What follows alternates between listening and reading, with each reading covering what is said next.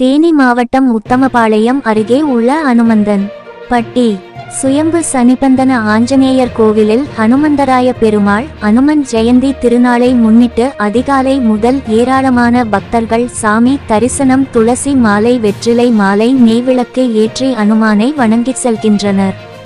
தேனி மாவட்டம் அனுமந்தன்பட்டியில் அமைந்துள்ள பழமையான அருள்மிகு ஸ்ரீசுயம்பு சனிபந்தன ஆஞ்சநேயர் கோவிலில் அனுமந்தராய பெருமாள் அனுமன் ஜெயந்தி திருநாளை முன்னிட்டு ஹனுமானுக்கு சிறப்பு அலங்காரங்கள் செய்யப்பட்டு பல்வேறு மலர்களால் அலங்காரம் செய்யப்பட்டு பக்தர்களுக்கு காட்சியளித்து வருகிறார். இந்த திருக்கோவிலில் வேண்டிய வரங்களை ஹனுமான் கொடுப்பதால் மிகவும் பிரசித்தி பெற்ற திருக்கோயிலாக விளங்கி வருகிறது.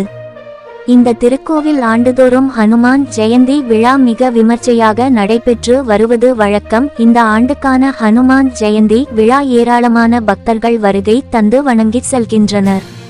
தேனி மாவட்டம் உத்தமபாளையம் அருகே உள்ள அனுமந்தன்பட்டியில் சுயம்புவாக எழுந்தருளியுள்ள அருள்மிகு ஸ்ரீசனிபந்தன ஆஞ்சநேயருக்கு அனுமந்தராய பெருமாள் பால்குடம் எடுத்து பக்தர்கள் தங்கள் நேர்த்தி கடனை செலுத்தினர்.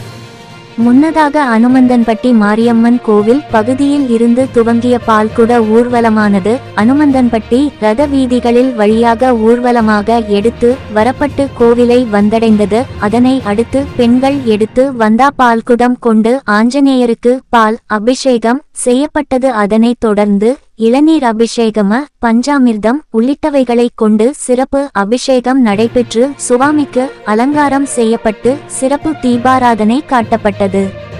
தொடர்ந்து சிறப்பு அலங்காரத்தில் ஆஞ்சநேயர் பக்தர்களுக்கு அருள்பாலித்தார். பக்தர்கள் நீண்ட வரிசையில் நின்று ஆஞ்சநேய பெருமாளை வணங்கி தங்களது நேர்த்தி கடனை செலுத்தினர்.